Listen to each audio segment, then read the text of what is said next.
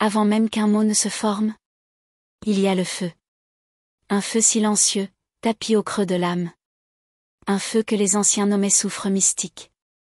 Ce feu, lorsqu'il s'unit à la respiration, engendre la parole. Et cette parole, lorsqu'elle est pure, devient transformation. Parler, ce n'est pas juste transmettre. C'est transmuter. Chaque mot est une matière. Invisible, mais réelle. Il peut être lourd comme le plomb. Ou lumineux comme l'or.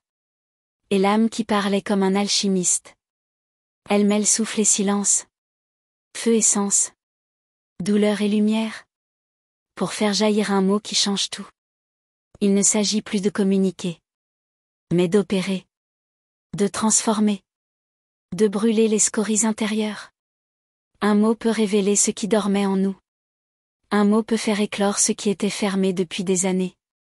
Car dans certains mots réside un sel caché. Un pouvoir transfigurant. L'alchimiste ne crée rien, il purifie. De même, le langage spirituel n'invente pas. Il éclaire ce qui est déjà là. Avant de dire un mot vrai, il faut que le mot ait traversé le feu. Le feu du doute. Le feu du silence. Le feu de la prière. Alors seulement il devient parole d'or. Alors seulement il peut guérir. Ouvrir une conscience. Parler trop vite, c'est donner du métal brut. Parler après avoir écouté longtemps. C'est offrir un élixir distillé. L'âme est un creuset. Et tout mot profond est une distillation sacrée. Tout commence par le feu intérieur.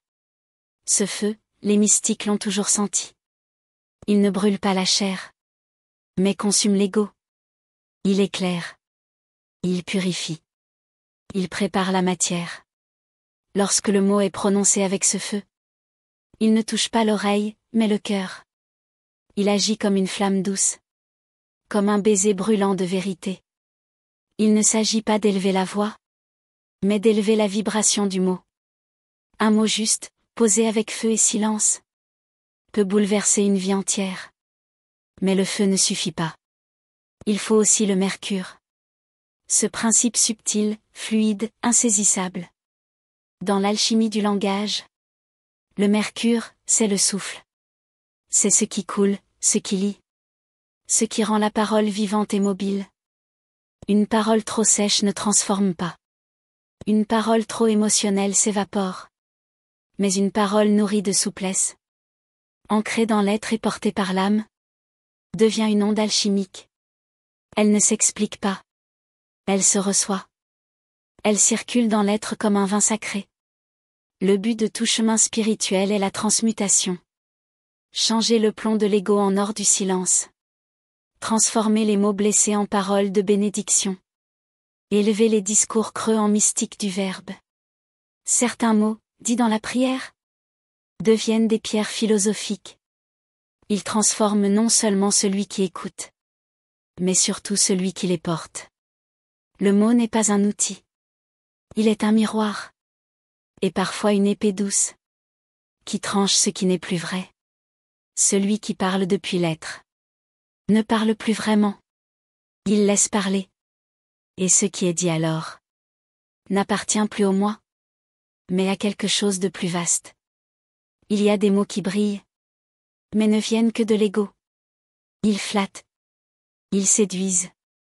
Ils cherchent à dominer, convaincre, imposer. Mais l'âme ne s'y reconnaît pas. Car ces mots sonnent creux. Ils n'ont pas traversé le feu. Ils n'ont pas plongé dans le silence.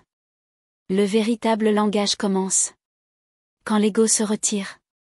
Quand la parole n'est plus un masque, mais un miroir tourné vers l'intérieur. Quand on cesse de parler pour être écouté. Et qu'on commence à parler depuis l'écoute. Il faut parfois laisser mourir les mots vides que nous répétons par habitude. Les discours mécaniques. Les phrases apprises. Pour qu'enfin quelque chose de vrai puisse jaillir. Dans l'alchimie du langage, la putréfaction est une étape sacrée. Le mot ancien, le mot faux, doit tomber en poussière. Ce n'est qu'après cette mort que l'or véritable peut apparaître. Au cœur du langage sacré, il y a un vide. Un silence plus dense que les mots. C'est dans ce silence que le verbe prend sa forme. Sans lui, tout mot devient bavardage. Le silence est le creuset ultime. Il n'annule pas le mot. Il le précède. Il le soutient. Il l'enveloppe. Chaque parole vraie est née d'un silence attentif. Chaque parole vivante retourne au silence comme à sa source. Les mystiques le savaient. Plus on s'approche du divin, moins il y a à dire. Les mots deviennent sombres et denses, ou lumineux comme l'éclair. Mais ils sont toujours silencieux dans leur cœur. L'alchimiste du verbe apprend à se taire. Non par timidité, mais par révérence. Il sait que les mots les plus puissants ne sont jamais dits. Ils sont offerts. Quand le mot jaillit de l'être, il n'est plus un mot. Il devient verbe. Et le verbe, dans la tradition mystique, est acte. Il crée. Il guérit. Il ouvre les portes du réel. Ce n'est plus un langage utilitaire. C'est un langage alchimique. Chaque mot devient une formule vivante. Un symbole opératif. Un souffle d'or.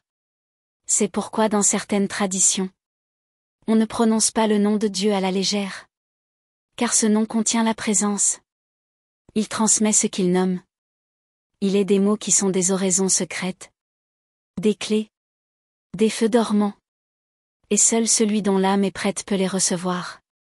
Au terme de cette transmutation, les mots deviennent simples. Dépouillés. Clairs comme l'eau. Profonds comme le ciel. Ils ne cherchent plus à convaincre.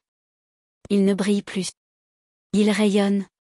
C'est cela, le langage transfiguré. Une parole nue. Délestée du moi. Habitée par la lumière.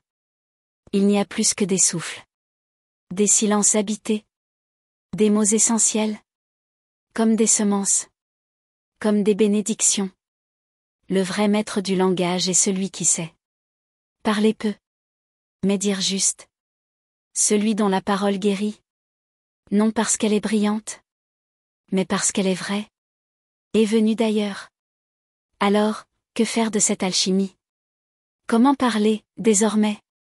Comment écouter, écrire, prier? D'abord, se taire. Écouter. Se laisser toucher par le silence intérieur.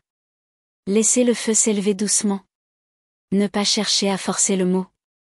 Puis, peut-être, un mot viendra. Un seul. Mais il sera brûlant d'être. Et ce mot, s'il est vrai, ouvrira un passage. En toi. En l'autre. Car chaque mot juste est un seuil. Et derrière ce seuil, ce n'est pas une idée qu'on trouve. C'est un feu. Une lumière. Un amour. Alors parle, si le feu est là. Mais parle peu. Parle comme on bénit. Parle comme on aime. Parle comme on se tait. Il y a des mots que l'on ne comprend pas. Mais qui touchent. Il y a des mots qui ne sont pas logiques. Mais qui sont justes. Ce sont ceux-là qu'il faut chercher. Ce sont ceux-là qu'il faut recevoir. Et parfois offrir. Souviens-toi. Les mots ne valent que s'ils viennent de l'âme. Et l'âme ne parle que depuis le silence.